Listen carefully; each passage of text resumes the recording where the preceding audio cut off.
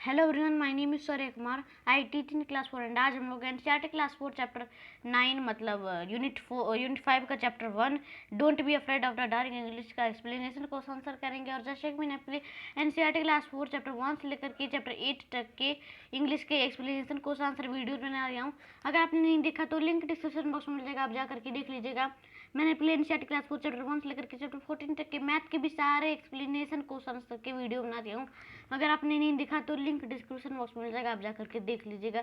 और मैंने अपने एनसीईआरटी क्लास 4 चैप्टर 1 से लेकर के चैप्टर 14 तक के मैथ के भी सारे एक्सप्लेनेशन क्वेश्चन आंसर के वीडियो बना दिया हूँ। अगर आपने नहीं देखा तो लिंक डिस्क्रिप्शन बॉक्स में मिल जाएगा, आप जा करके देख लीजिएगा। मैंने अपने एनसीईआरटी क्लास 4 चैप्टर 1 से लेकर के चैप्टर 27 ईवीएस के सारे एक्सप्लेनेशन क्वेश्चन आंसर के वीडियो बना दिया हूँ। अगर आपने नहीं देखा तो लिंक डिस्क्रिप्शन बॉक्स में मिल जाएगा, आप जा करके देख लीजिएगा।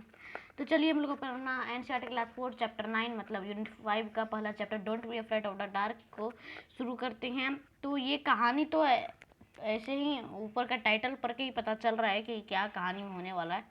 तो चलिए हम लोग शुरू करते हैं वीडियो को। इससे पहले अगर आपने वीडियो को लाइक नहीं किया तो लाइक कर दीजिए, ठीक है। पिछले वीडियो में 15 लाइक बोला था, उतना नहीं किया, क्या कहूँ। तो चलिए हम लोग अपने पोएम को शुरू करते हैं। क्या लिखा है? Read and enjoy the poem. पढ़िए उसके बाद एंजॉय कीजिए, ठीक है। पढ़िए और एंजॉय कीजिए पोएम को।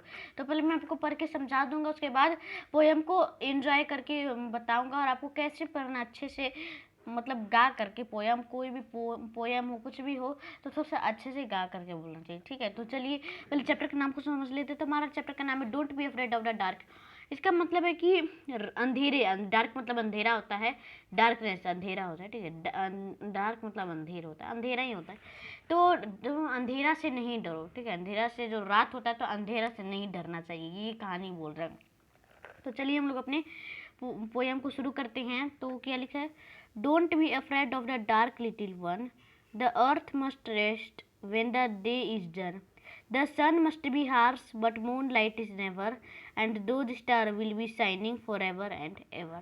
मतलब है कि तुम अंधेरे से, मतलब अंधेरे से नहीं डरो। लिटिल वन मतलब कोई किसी एक बच्चे को बोल रहा है कि अंधेरे से नहीं डरो। The earth must rest when the day is done. Earth rest करता है रात को, जब दिन खत्म हो जाता है, सॉरी डे जब डन हो जाता है तो अर्थ जो है, धरती जो है वो रेस्ट करने चले जाता है, ठीक है, रात को। The sun must be harsh but moonlight never.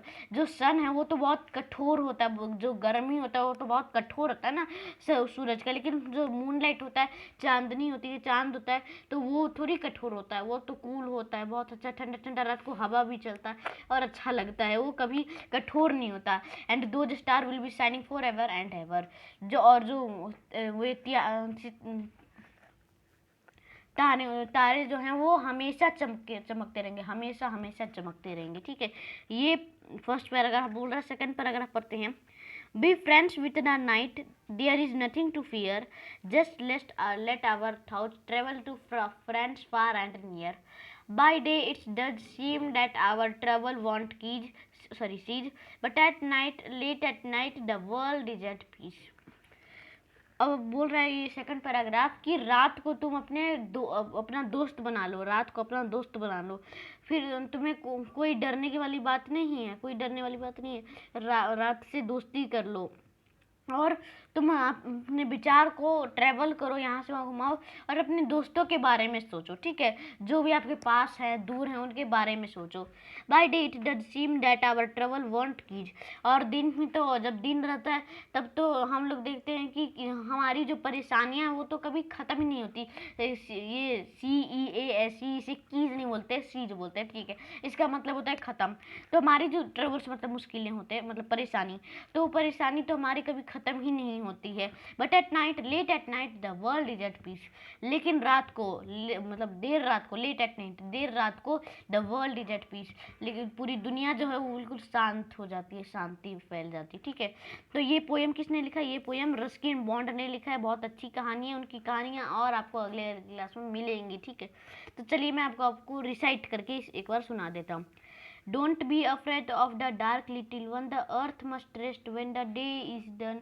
The sun must be harsh, but the moonlight never, and those stars will be shining forever and ever. Be friends with the night. There is nothing to fear. Just let your thoughts travel to friends far and near.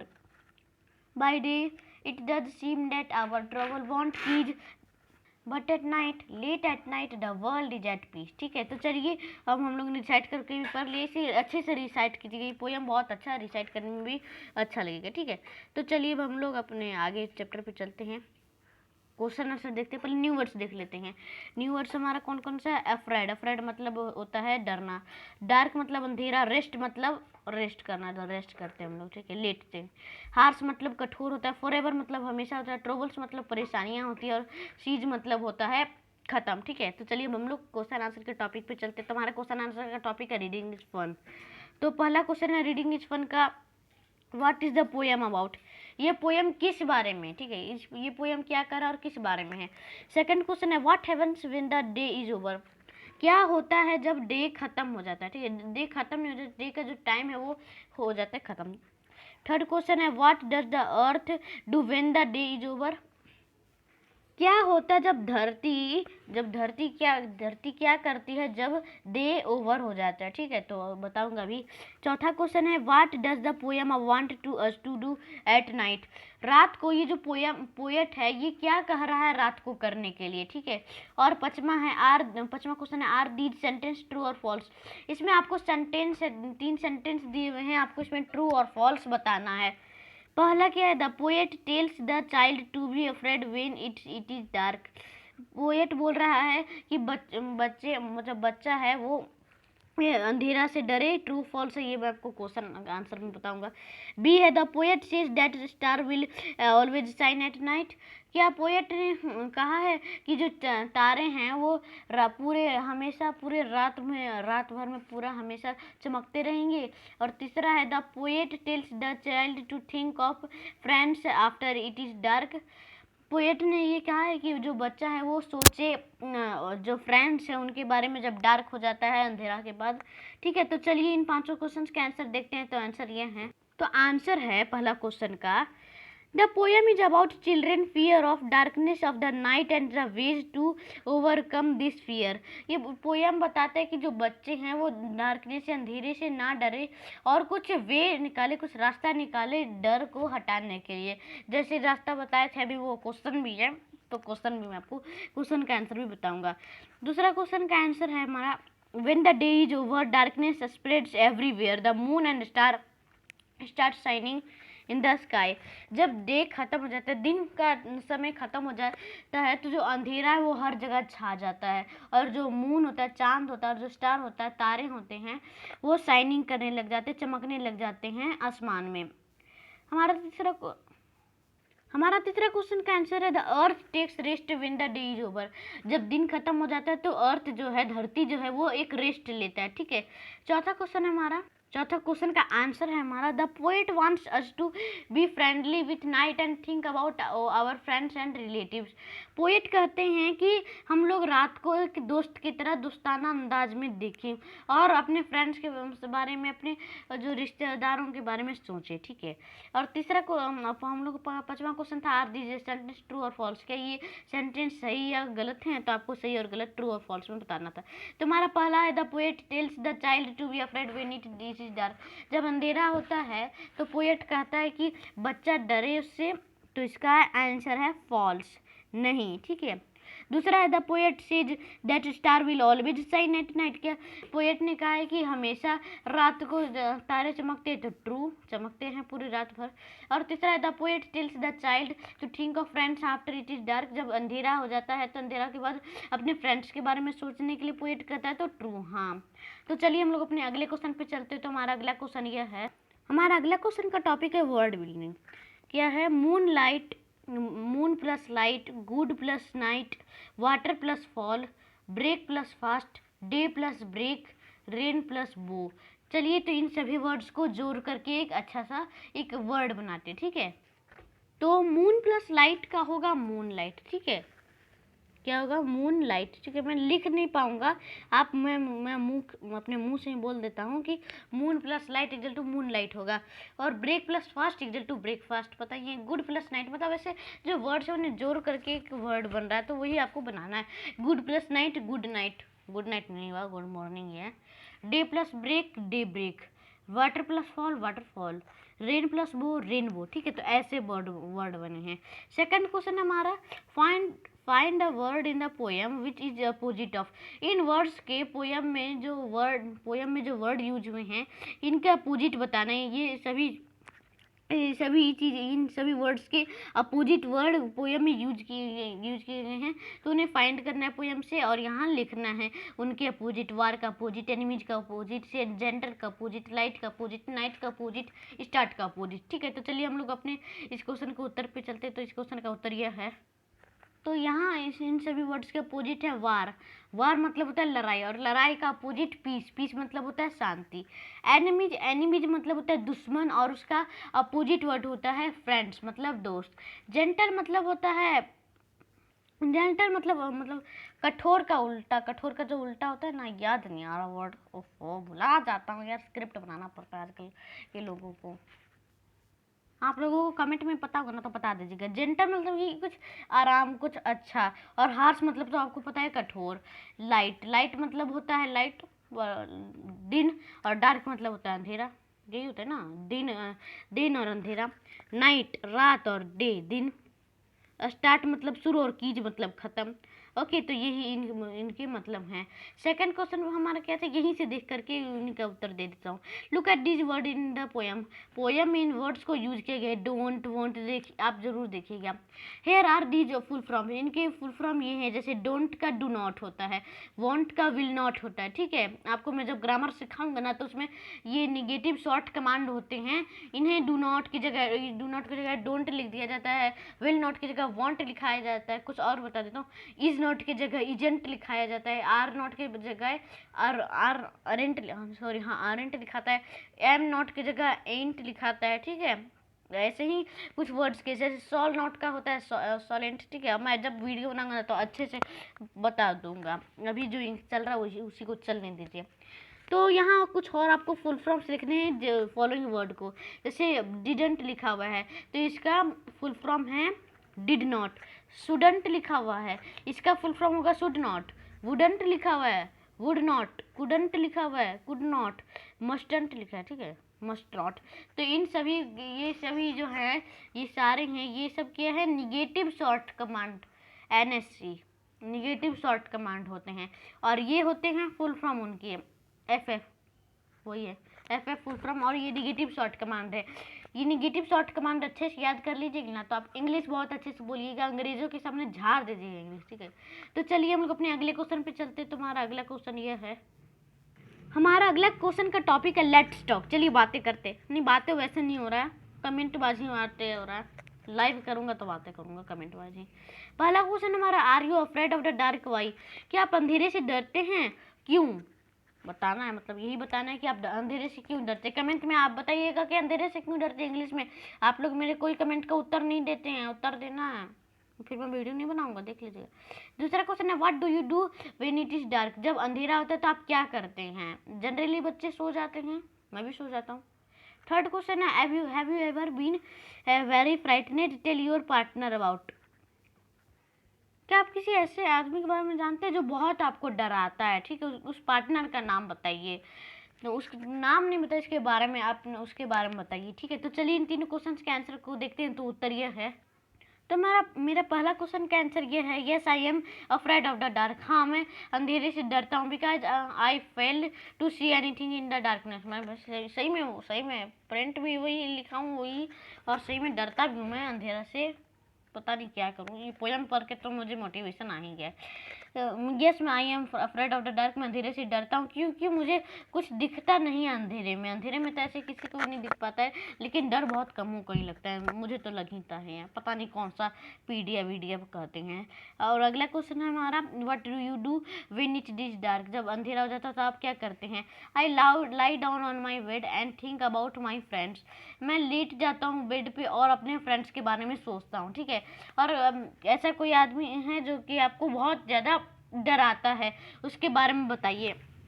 तो answer है I was sitting alone is my room. मैं अपने room में अकेले बैठा हुआ था।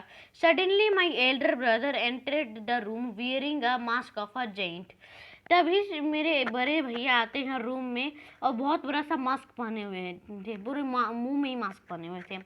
He stood in front of me and started laughing horribly. वो मेरे सामने आकर के बैठ गए, ठीक है, और वो मेरे सामने कस कस करके हंसने लगा। He cried loudly in great fear. मैं बिल्कुल डर गया और मैं रोने लगा था। बच्चा का ही बात है, जब मैं बहुत डर गया था और रोने लगा था। I can't forget that incident. ये इंसिडेंट को मैं कभी नहीं भूला, बहुत ज़्यादा हो गया था। ठीक है, तो चलिए हम लोग अपने अगले क्वेश्चन पे चलते हैं। तो हमारा अगला क्वेश्चन ये है, What is the word that starts with T? हमारा अगला क्वेश्चन है, What is the word that starts with T, rhymes with siege and means to playfully make fun of? ठीक है, मतलब है कि ऐसा क्या वर्ड है जो कि टी से स्टार्ट होता है राइम में, और नहीं ऐसे भी राइम विथ, लेकिन एक शर्त है, क्या है कि सीज का ही राइमिंग वर्ड होना चाहिए, ठीक है, और उसका मतलब भी थोड़ा सा प्लेफुली होना चाहिए, अच्छा होना चाहिए, मज़ेदार होना चाहिए, ठीक है। और दूसरा क्वेश्चन हमारा, what is a word that starts with C? ऐसा कौन सा वर्ड है जो कि सी से स्टार्ट होता है, rhymes with near and fear? Near और फियर का राइमिंग वर्ड होना चाहिए, and means easy to see, hear and understand, और उसे देखने में, सुनने में और समझ भी आ जाए, उसका मतलब ऐसा होना चाहिए, ठीक है।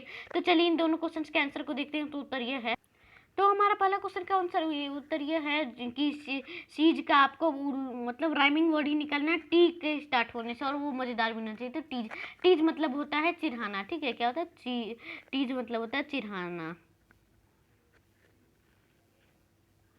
चिढ़ाना, ठीक है, और ये मज़ेदार भी, अच्छा भी लग रहा है, चिढ़ाना, ओके। और हमारा अगला है, what is the word that start with C, rhymes with near and tear and means easy to see, hear and understand?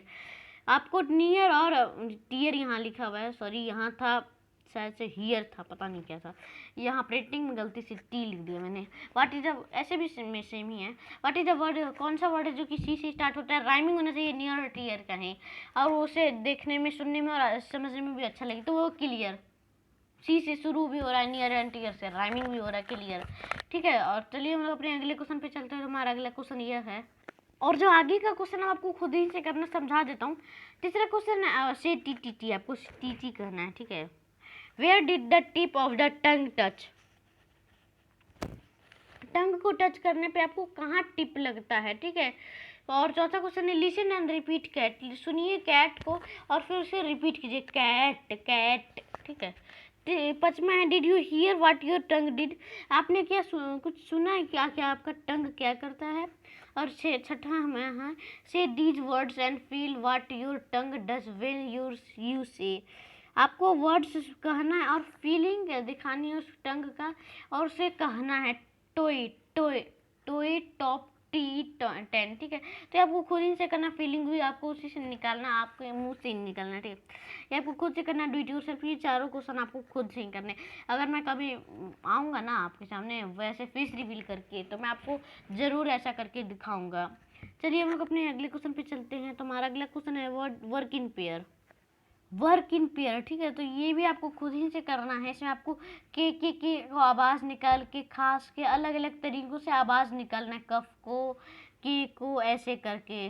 Did you here, कि आपको के का साउंड कहीं बुक के एंड में मिला है? तो मैथ में तो नहीं है, इंग्लिश में भी नहीं है, और हिंदी में भी नहीं है, अंतिम में दिखा था, ईवीएस में भी नहीं। तो मतलब के हमारे किसी भी वर्ड में, किसी भी बुक के अंतिम में नहीं है। वर्क बुक, हाँ वर्क बुक में है एक के, ठीक है। तो चलिए हम लोग अपने अगले में चलते हैं। हमारा अगला है रिपीट बुक। आपको इसमें रिपीट करना वर्ड को, और रिपीट करके बोलना है। इससे आपका जो टंग है ट्विस्ट होता है, टंग ट्विस्टर बोलते हैं उसे, वो। चलिए पढ़ते हैं, रिपीट करते हैं। मैं 3 बार रिपीट करूँगा, आप जितना बार मन किया उतना बार रिपीट कीजिएगा। अभी मैं वीडियो बना रहा हूँ तो 3 ही बार करूँगा। बुक, लुक, नेक, डक, चिक, सेक, क्लॉक, टंग ट्विस्टर है। सेकेंड बार, बुक, लुक, नेक, डक, चिक, सेक, क्लॉक। और तीसरा बार, बुक, लुक, नेक, डक, चिक, सेक, क्लॉक, ठीक है। तो चलिए हम लोग आगे बढ़ते हैं। All these word start with the same sound. ये भी सारे वर्ड्स स्टार्ट सेम ही साउंड में हो रहे हैं। कंगारू की, कंगारू की, सर्टेन, काइंड, किंग, किटन, लगता है यहाँ ऊपर नीचे दिया हुआ है। ठीक है, तो चलिए हम लोग अपने आगे वाले क्वेश्चन पे चलते हैं। आगे है टीम टाइम डिवाइड द, ये भी आपको खुद ही से करना है पूरा। इसमें कुछ कुछ क्वेश्चन जो है ना आपको खुद ही करने वाले आ रहे हैं। इसमें आपको खुद ही अपने दोस्तों के साथ 4 ग्रुप में डिवाइड करना है अपने क्लास को, और आपको इमेजिन करना है उस ज़िंदगी को कि अगर सन नहीं रहता तो क्या ज़िंदगी में होती। और तीसरा चौथा क्वेश्चन भी आपको खुद ही से करना। चलिए अब हम लोग इस क्वेश्चन को करते हैं। Let's write code. Let's write, इसका आंसर है, सॉरी क्वेश्चन है, the red tea cup are filled with a particular word, fill in the yellow tea cup with similar sounding word, note the example given. अब यहाँ लाल लाल मतलब लाल चाय cup हैं यहाँ पे भरे हुए पर्टिकुलर वर्ड से। ठीक है, अब आपको यहाँ येलो टी कप में वही वर्ड को भरना है, लेकिन सिमिलर साउंडिंग वर्ड होना चाहिए। मतलब जो वर्ड है उन्हें साउंडिंग होना चाहिए, राइमिंग वर्ड जैसा होना चाहिए।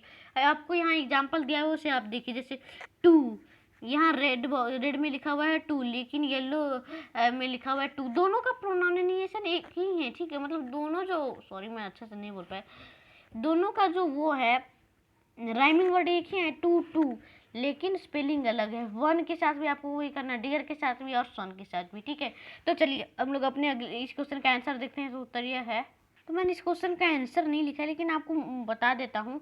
टू का टू है तो वन का वन होगा। ठीक है, इसमें लिख दीजिएगा वन। डियर है, इसका हो जाएगा डियर, ये वाला डियर। ठीक है, डियर डियर। सन का है तो यहाँ सन हो जाएगा। ठीक है, इसे मैं साइड कर देता हूँ, इसमें सन लिखा जाएगा। ठीक है, तो ऐसे ही मैंने इन तीनों रेड टी कप वाले को येलो टी कप में से राइमिंग जैसा कर दिया। ओके, और अब आपको यहाँ क्या करना है, कंप्लीट करना है सेंटेंस को, जो राइट वर्ड है चूज करना है, इन्हीं में से करके इन्हें कंप्लीट करना है। यही इसमें दिया हुआ है, to two, won one, deer dear, sun son, कहाँ कहाँ क्या लिखना है ये आपको अब करना है। ठीक है, तो चलिए इस क्वेश्चन का आंसर देखते हैं। तो उत्तर यह है, यहाँ पूरे सेंटेंस कंप्लीट हैं। The sum was too difficult for the class to solve, only two student could do it, too two. देखिए यहाँ पे टू और टू दोनों दिया हुआ था, तो the sum was too difficult, यहाँ टू लग जाएगा, और यहाँ TWO वाला टू लग जाएगा, और यहाँ TOO वाला टू लग जाएगा। ठीक है, मतलब जो the sum was too difficult, जो सम है वो बहुत ज़्यादा डिफिकल्ट है क्लास में सॉल्व करना। ओनली टू स्टूडेंट्स, और ओनली टू ही स्टूडेंट ये सब कर सकते हैं। There was only one boy who won the prize, इसमें वन और वन दिया हुआ है, तो there was only one boy who won the prize. इसका मतलब है कि वो एक ही लड़का है जो कि वो प्राइज जीतेगा। तो यहाँ ये वाला वन यूज हुआ है, वो ONE वाला यूज ओनली के बाद, और वो के बाद WON मतलब जीतने वाला वोन यूज हुआ है। ठीक है, अगला है the golden deer and very dear to him. जो एक गोल्डन हिरन है उसे मैं बहुत ज़्यादा प्यार करता हूँ, बहुत ज़्यादा उससे के साथ पास में रहता हूँ।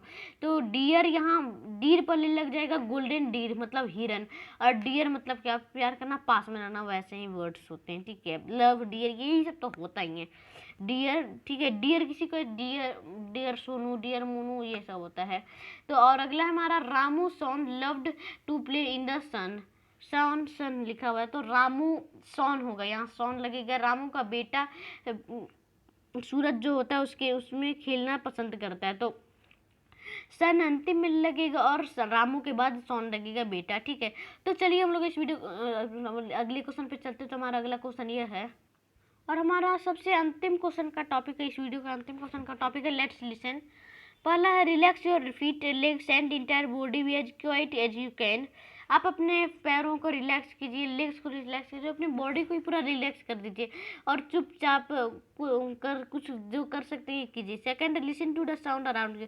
आपके पास जो भी आवाज़ें हो रही उन्हें सुनिए। Tell your partner softly what you heard and ask what did you here.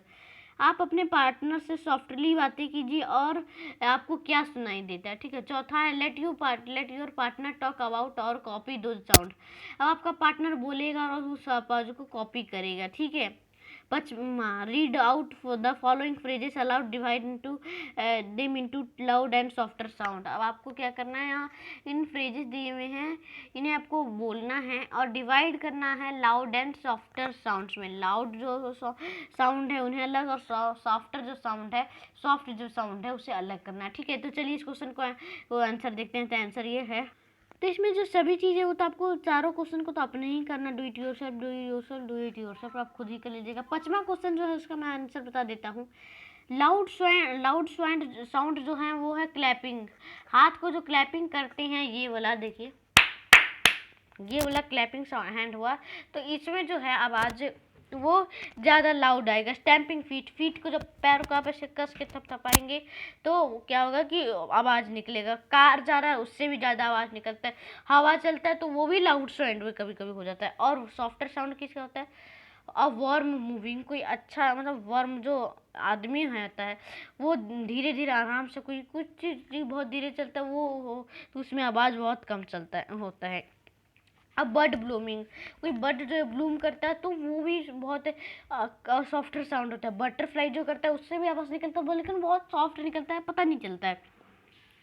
Weather जो है कहीं ड्रॉप होता है, गिरता है, तो वो भी आवाज़ हमें नहीं पता चलता है, लेकिन वो बहुत सॉफ्ट साउंड होता है। एंड आंट वॉकिंग, जो चींटियाँ चलती है उसका भी हमें आवाज़ नहीं आता, लेकिन आवाज़ निकलता है, लेकिन वो सॉफ्टर साउंड होता है, हमें पता नहीं चल पाता है। ऐसे भी कोई आवाज़ निकलता है, ये भी हमें सुनाई देता है, लेकिन ये सॉफ्टर साउंड होता है। विस्पर, मूछे की आवाज़ भी तो होती है ना, तो वो हिलता है तो वो भी सॉफ्टर साउंड की तरह ही होता है। टिपटोए, अब लीफ पत्ते गिरते हैं उसका भी सॉफ्ट आवाज़ होता है, वो सॉफ्टर साउंड होता है, वो भी हमें बहुत धीरे सुनाई देता है। ठीक है, तो ये हुआ आज का वीडियो। मैंने आपको आज NCERT क्लास 4 चैप्टर 9 अच्छे से don't be afraid of the dark, English का पूरा एक्सप्लेन भी अच्छे से कर दिया। और जो आपको आंसर को खुद करना है तो आपको खुद ही करना होगा, जैसे फीलिंग में वर्ड साउंड्स निकालने होते हैं, और भी आपको जो करना है वो आप खुद नहीं कर लीजिएगा, डू इट योरसेल्फ, आपको खुद करना है। ठीक है, तो चलिए इस वीडियो को यहीं एंड करता हूँ। Thank you for watching this video. इस वीडियो को लाइक कर दीजिएगा, लाइक एम है 10 लाइक एम जल्दी पूरा कर दीजिएगा। उसमें 15 लाइक किया था लेकिन नहीं हुआ, इसलिए 10 लाइक करना पड़ रहा मुझे। और इस वीडियो को शेयर कर दीजिएगा हर जगह, व्हाट्सएप, टेलीग्राम, फेसबुक, इंस्टाग्राम, हर जगह शेयर कर दीजिएगा। और मेरे चैनल को सब्सक्राइब कर दीजिए, इसके लेटेस्ट वीडियो की नोटिफिकेशन आपके नोटिफिकेशन सेक्शन में आ जाए, और बेल आइकन भी दबा दीजिए जिससे कि टाइम पे वीडियो की नोटिफिकेशन आपके नोटिफिकेशन सेक्शन में आ जाए। तब तक के लिए अलविदा लेता हूँ। जय हिंद, जय भारत, बाय।